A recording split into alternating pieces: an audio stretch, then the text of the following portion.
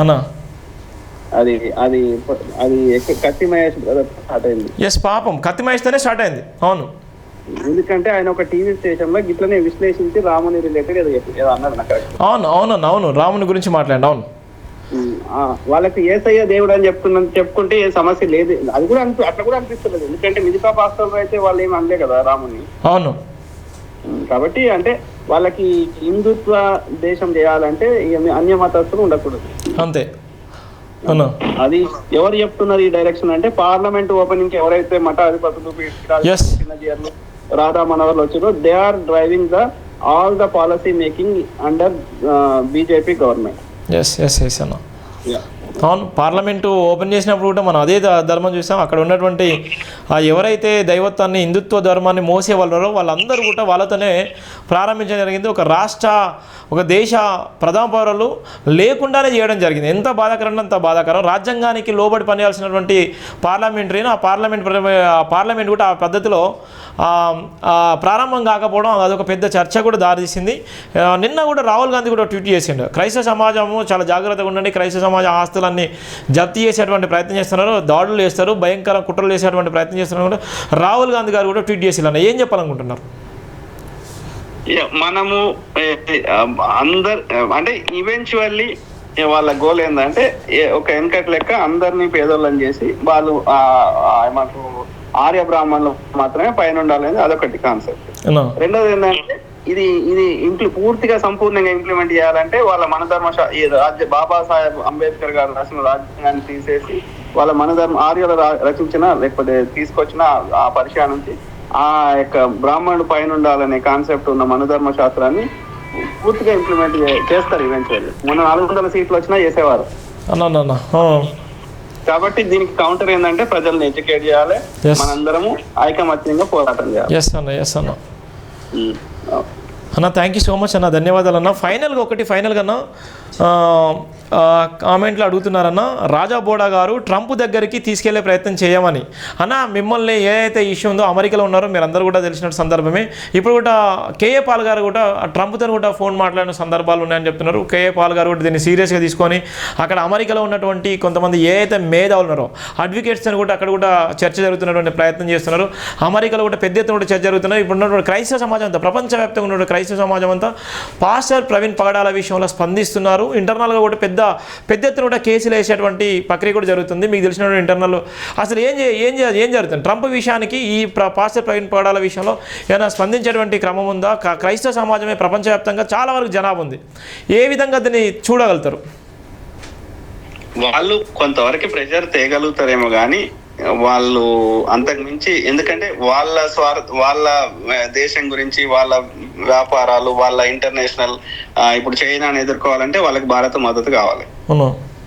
కాబట్టి వాళ్ళు చెప్పినా కానీ ఏమంటారు, ఇక్కడ మోడీ కానీ వీళ్ళ గవర్నమెంట్ ఏమంటది, మా ఆంతరంగిక విషయంలో మీరు ఏలు పెట్టొద్దు అంటది.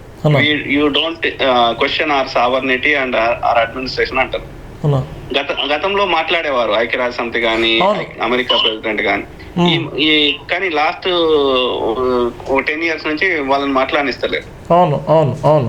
వాళ్ళు ఏంది, మా వ్యాపారాలు మాకు నడవాలి కాబట్టి మీ అంతర్గత విషయంలో అది ఏది ఉన్నా సరే our main enemy is China. ఇప్పుడు ఇండియా కూడా మాకు సపోర్ట్ లేకుండా పోతే, లేకపోతే మా వస్తువులు ఎవరు కొనుక్కోవాలి, మేము తయారు చేసిన విమానాలు లేకపోతే ఆయుధాలు, మెడికల్ ఎక్విప్మెంట్. కాబట్టి India is the biggest consumer of all our manufacturing goods, especially expensive goods. కాబట్టి ఇండియాతో అది ఏ గవర్నమెంట్ ఉన్నా సరే వాళ్ళ శత్రుత్వం, మన ఇంటర్నల్ అడ్మినిస్ట్రేషన్ లో ఏలు పెట్టరాలు. రెండోది ఇంటర్నేషనల్ ఆర్గనైజేషన్స్, అది ఇంటర్నేషనల్ కోర్టు కానీ ఇంకోటి కానీ, వాటికి ఎన్ఫోర్స్మెంట్ మెకానిజం లేదు. లేకపోవడం వల్ల వాళ్ళు తీర్పులు ఇస్తారు కానీ అది అమలు చేసేవారు ఎవరు లేరు. So the only way is, 2 రకాలుగా మనం ఒకటి ఏంటంటే self protection is very important first thing.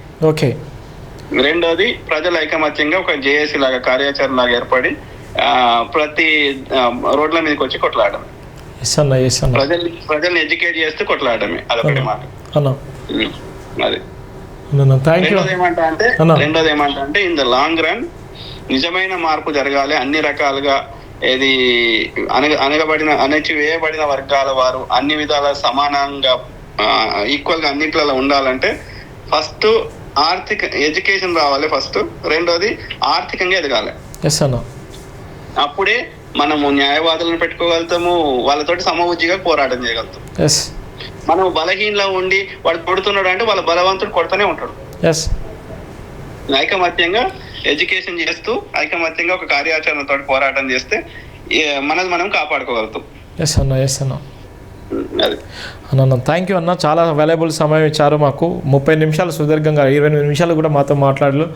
చూడండి ఎట్లా ఎంత ఇన్ఫర్మేషన్ ఇచ్చిందో రాజాబోడ్ అన్న. చాలా చాలా ఇంటలెక్చువల్ మేధావి. నేను పదే అన్న గురించి చెప్తున్నానంటే అన్న చాలా స్ట్రగుల్ పడుతున్నాడు. చాలా అంటే అమెరికాలో ఉండి కూడా ఆయనకు ఉన్నటువంటి ఇన్ఫర్మేషన్ ఏదైతుందో ఆ ఇన్ఫర్మేషన్ అంతా షేర్ చేస్తున్నాడు. ఈ భారతదేశం మొత్తం అందరు షేర్ చేస్తారు, తెలుగు రాష్ట్రాలకు అందరు షేర్ చేస్తున్నాడు.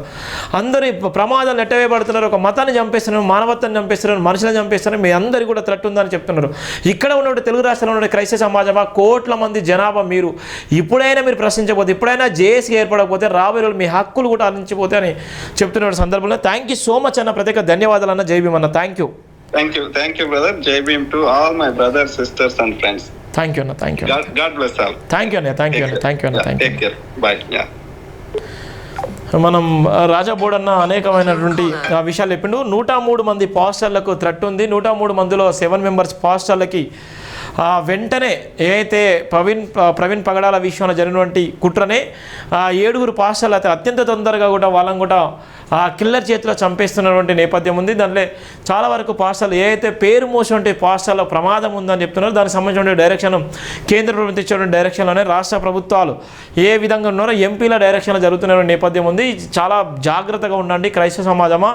ఏ విధంగా మీ మీద కుట్ర కుతంత్రాలు చేస్తున్నారు, ఏ విధంగా మిమ్మల్ని ఇబ్బందులకు గురి చేయాలని చూస్తున్నారు, ఏ విధంగా మీ హక్కులను కాలరాస్తున్నారు, ఏ విధంగా మీ అస్తిత్వం మీద మీ జీవితాలను ఆగం చేయడానికి సిద్ధంగా ఉన్నారో చూడండి. ఇప్పటికైనా మీరు ప్రశ్నించి ఇప్పటికైనా మాట్లాడకపోతే ప్రమాదంలోకి మీరు నెట్టవేయబడుతున్నారు. ప్రమాదం పొంచి ఉందని చెప్పడానికి ఇవరిదాకా ఇన్ఫర్మేషన్ ఇచ్చినటువంటి రాజాబోడ్ అన్నకి నేను ప్రత్యేకంగా ధన్యవాదాలు తెలియజేస్తున్నాను. థ్యాంక్ యూ సో మచ్ అన్న. జై భీమ్. మీకు మార్నింగ్ లైవ్లో ఉన్నటువంటి చాలామంది కూడా మాట్లాడేటువంటి ప్రయత్నం చేస్తాను. దానికి సంబంధించినటువంటి ప్రధానంగా మాట్లాడేటువంటి సందర్భంలో ఎవరైతే ఉన్నారో దయచేసి ఈ వీడియోని షేర్ చేసుకోండి, సబ్స్క్రైబ్ చేసుకోండి, విలువైనటువంటి కామెంట్ చేయండి.